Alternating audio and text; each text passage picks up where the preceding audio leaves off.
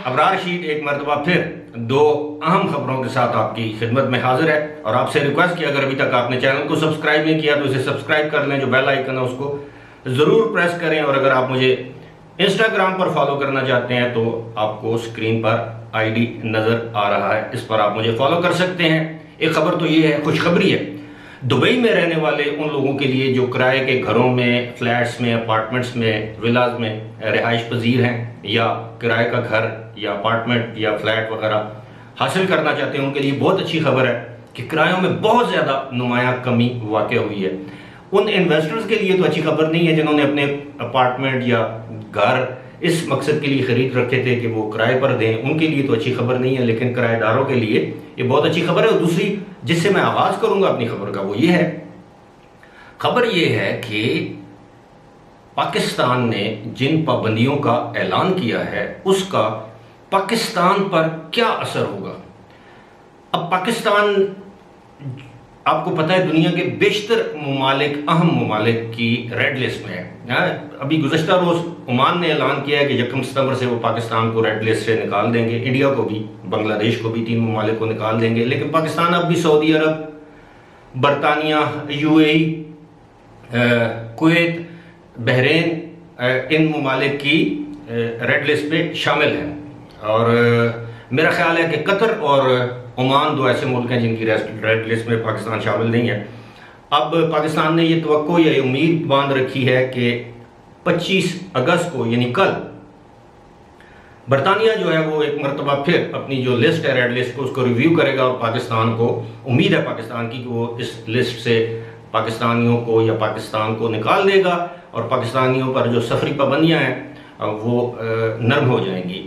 और पहले बरतानिया ने कहा था कि पाकिस्तान ने बर वक्त हमें अपना कोविड के हवाले से डेटा फराहम नहीं किया, जिस वजह से उसको रेड लिस्ट में बरकरार रखा गया और यूएई और इंडिया को रेड लिस्ट से हटा दिया गया। लेकिन अभी ये जो ताज़ा तरीन इक़दाम है 1 अक्टूबर वाला कि तमाम आने वाले लोगों के लिए अब वैक्सीनेशन टेस्ट लाजमी करार दिया गया है, यानी वो फॉरेन कंट्री से जो भी लोग पाकिस्तान आएंगे उनके लिए वैक्सीनेशन टेस्ट लाजमी करार दिया गया है। अब इससे मुराद तो ये है कि अगर कोई शख्स दुबई या यूएई जाता है और उस विजिट वीज़े पर और उसने वैक्सीनेशन नहीं करवा रखी तो क्या वो जब वापस आएगा तो उससे वैक्सीनेशन सर्टिफिकेट तलब किया जाएगा या उसको जाने से पहले इस बात का पाबंद बनाया जाएगा कि वो वैक्सीनेशन करवाए। ये कुछ सवालात हैं जिनके जवाब हमारी हुकूमत को देने चाहिए। लेकिन बज़ाहिर ऐसे लगता है कि अब बहुत से ममालिक, जिन ममालिक के लोगों को पाकिस्तान आने में अब दुश्वारी का सामना होगा, अब वो ममालिक अपनी पॉलिसीज़ पर नज़रसानी करेंगे। उसकी बड़ी वजह मैं आपको बताता हूँ। जो अफगानिस्तान की जो सूरत हाल है, अब बहुत से मगरबी ममालिक, यूरोपीय ममालिक के जो नुमाइंदे हैं, वहाँ के जर्नलिस्ट हैं, वहाँ के टूरिस्ट या जो भी आप कह लें NGOs के लोग हैं, यहाँ तक कि उनके जो अंडरग्राउंड खुफिया अदारों के लोग हैं, वो इस वक्त पाकिस्तान आना चाहते हैं, पाकिस्तान में रहकर हालात का जायज़ा लेना चाहते हैं कि अफगानिस्तान में क्या हो रहा है, ये है पाकिस्तान की हुकूमत से मुज़ाकरात वगैरह।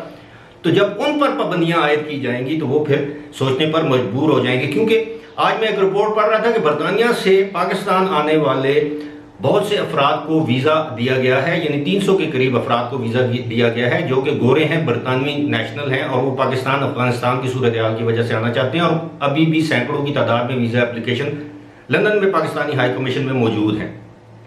अब बरतानिया, जिसे कहते हैं ना, अपने मतलब की खातर, अपनी गर्ज की खातर अब पाकिस्तान पर से ये पाबंदियां हटा सकता है। और आप देखेंगे कि कल वो पाकिस्तान को, मुमकिन है,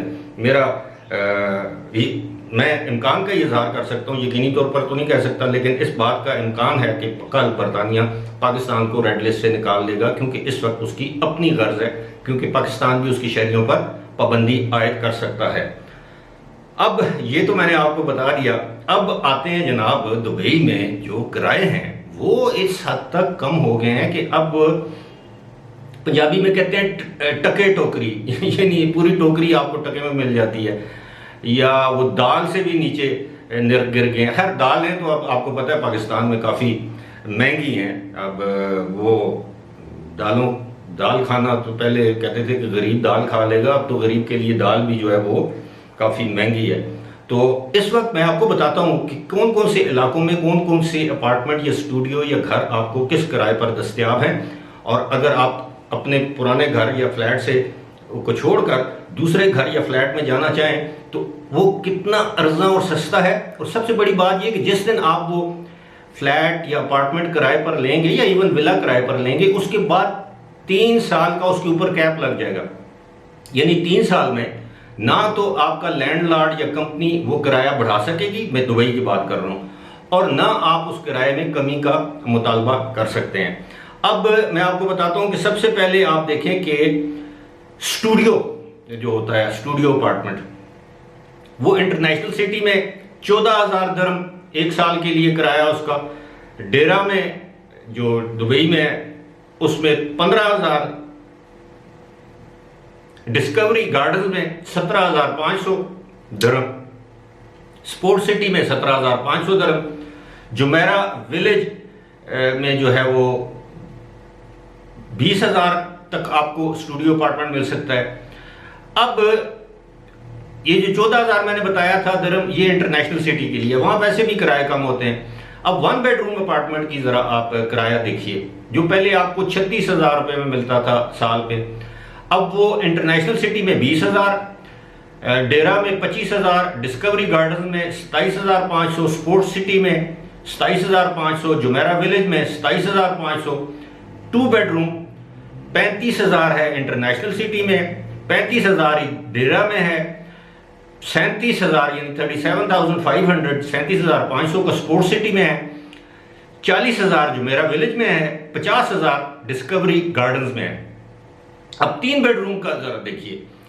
अब पहले इस कीमत पर आपको 1 या 2 बेडरूम का अपार्टमेंट मिलता था, अब ये सालाना इसका जो किराया है वो 45,000 है इंटरनेशनल सिटी में, 60,000 है डेरा में, 60,500 तक आपको मिल सकता है स्पोर्ट सिटी में, 75,000 साल का जुमेरा विलेज में। अब ये मेरे लिए कम से कम ये काफ़ी हैरान कुन बात है। मेरे बहुत से दोस्त वहाँ पर रहते हैं, कुछ पाकिस्तान में मूव हो गए हैं, जो मुझे बताते थे कि जनाब उन्होंने जो 2 बेडरूम का अपार्टमेंट जो अब 35,000 में मिल रहा है या 40,000 रुपये में, वो उनको 65 से 70,000 रुपये सालाना में दस्तयाब था, या उसका वो किराया इतना अदा करते थे। स्टूडियो अपार्टमेंट 20,000 में मिलता था, अब 14 से 16,000 रुपये में आपको दस्तयाब है। ये डिपेंड करता है एरिया टू एरिया। अब जिस एरिया में आप रहना चाहते हैं तो ज़ाहिर वो अगर कोई हाई एंड एरिया है, अगर आप ये अलबर्शा, स्प्रिंग्स, लेक्स, ये जो इलाके हैं वहाँ पे आपको महंगा मिलेगा, जीएलटी में महंगा मिलेगा, मरीना में महंगा मिलेगा, जुमेरा में चले जाएं तो और पाम जुमेरा में और महंगे हैं। लेकिन मैं आम लोगों की बात करता हूँ, उनके लिए उसकी वजह क्या है। अब आप सोच रहे होंगे कि इसकी वजह क्या है। एक तो ये डिमांड एंड सप्लाई, इस वक्त अपार्टमेंट्स बहुत ज़्यादा तादाद में अवेलेबल हैं और उनके जो किराएदार हैं उनकी तादाद में कमी वाक़ हो रही है। यानी इसी तरह है कि डिमांड एंड सप्लाई, तलब और रसद जिसे कहते हैं, ये इकोनॉमिक्स का एक असूल है कि जिस चीज़ की तलब कम हो, रसद ज़्यादा हो, उसकी कीमत कम हो जाती है। जिस चीज़ की तलब ज़्यादा हो और रसद सप्लाई कम हो, उसकी कीमत बढ़ जाती है। रमज़ान के महीनों में जिस तरह हम देखते हैं, रमज़ान के महीने में जिस तरह हम देखते हैं कि पाकिस्तान में किस तरह खजूर और बेसन और जो ज़रूरी अशिया हैं उनकी कीमतें बढ़ जाती हैं, जो ही कपड़ों की कीमतें बढ़ जाती हैं, दर्जियों के रेट्स बढ़ जाते हैं। लेकिन जो ही रमज़ान ख़त्म होता है, ईद गुजरती है, तो वो कीमतें एक मरतबा फिर नीचे आ जाती हैं। इसी तरह बड़ी ईद से पहले जानवरों की कीमतें आसमान को छूने लगती हैं, टमाटर महंगे हो जाते हैं, मसाले महंगे हो जाते हैं, घी महंगा हो जाता है। लेकिन जब बड़ी ईद गुजरती है तो इन सारी चीज़ों की कीमतें नीचे आ जाती हैं। और जब बड़ी ईद यानी बकरा ईद जिसे हम कहते हैं, वो जब करीब आती है तो मुर्गी की कीमत नीचे चली जाती है, क्योंकि लोगों के पास गोश्त अवेलेबल होता है और लोग स्टॉक भी कर लेते हैं कुर्बानी का गोश्त। ये सारी चीज़ें, और इसी के साथ साथ मैं आपको ये भी बता दूं कि मुहर्रम के महीने में क्योंकि शादियां नहीं होती तो मुर्गी की कीमत कम हो जाती है। जो ही शादियों का सीज़न शुरू होता है तो मुर्गी की कीमत बढ़ जाती है। तो ये असूल लागू हो रहा है इस वक्त दुबई में। मैं समझता हूँ कि वो लोग जो इस वक्त ज़्यादा किराया दे रहे हैं, जो ही उनका एग्रीमेंट ख़त्म हो या पहले एग्रीमेंट ख़त्म करके वो ऐसी जगहों पर शिफ्ट हो सकते हैं जहां वो साल का 10,000 दिरहम आसानी से बचा सकते हैं। फिलहाल इसी के साथ मुझे दीजिए इजाज़त। खुदा हाफिज़।